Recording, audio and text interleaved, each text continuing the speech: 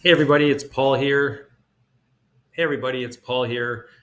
Just going to go over my spreadsheet for my dividend tracking. I had a few different ones over the years, but this is the one I've kind of settled on. I got rid of my portfolio trackers where I would keep track of each and every ETF and how much it was paying me. And I was buying and selling too many stocks that it was just too much work to do. So I stopped. I'm going to share my spreadsheet with you guys so you can take a look at it and see what it looks like. So here it is. Let me take you to the top and all the way over here. Okay, so here's the top of my spreadsheet. As you can see, it's just a dividend tracker. My goal for this year is $80,000. And what I've done is for the last 3 years, I've tracked the balances of each one of my portfolios. So my personal account, my tax-free savings account, my RSP, my RBC tax-free savings account, and my RBC RSP. This is the one that I'm using for my real life case study. As you can see, it's done really well. I've gone from 34,000 2 years ago to now I'm at 61,000. So that's great. If you come over here, you can see the balances, right? So for people who think that covered call ETFs don't appreciate, right? There's no capital appreciation. We're just getting our money back. You can see I was at 275, right? Jumped up to 371, and I'm currently at 410. Of course, it's not the end of the year yet. This is, I guess, kind of like the meat and potatoes of my tracker. These are all the different counts that were listed above. And what I do is on a month-to-month basis, you can see here, so January all the way to December, each month I track each account, how much dividends. So I literally add in all the dividends. You can see here, add in all the dividends each month for each one. And then you got the total at the bottom. And what I recently did was I added in the change from the previous year. So, give me a sec.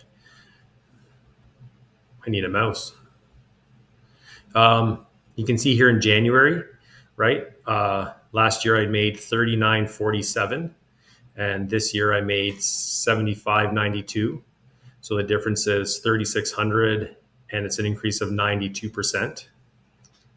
May was the best month. I increased year over year by 119%. And we're currently in August. So I just hit $8,000 on Friday, which is amazing. Still have 3 Fridays to go, so 3 more weeks of dividends. And then scroll over to the side here. You can see the total. So far this year, I've made $66,764. So I've now passed last year by $971. And you can see all the totals down here. So here's 2020, right, all the way up to 2025, right? So 2021 was the first year I really started making any dividends, $13,000, and then jumped up to 22,000, 35,000. Last year in 2024 was the first year where I literally beat my income at work, making 65,000 in dividends. And like I said, this year now I'm at 66,000, and we still have 4 months in the year left to go. So this is my tracker here, and you can see I've kept the total from every month for the last 6 years. So this is how I keep track of my dividends. As an income investor, I think the most important thing is how much I'm making on a monthly basis. I like to see, within a year, which months are doing well. Is my average monthly income growing, and how much it's grown year over year from last year and even previous years. So all in all, I think I'm doing really well, and I hope that everybody is gaining confidence in this type of investing, and just keep growing your passive income. And as you can see, as the years go by, it just gets easier and easier, and it grows faster and faster. So that's it for today, guys. I hope you enjoyed my portfolio. It's not that complicated. On my tracker, my spreadsheet's not that complicated. It's pretty simple. You can make something like that for yourself. I think a lot of you already have something similar. Um, Remember, guys, nothing on my channel is financial advice.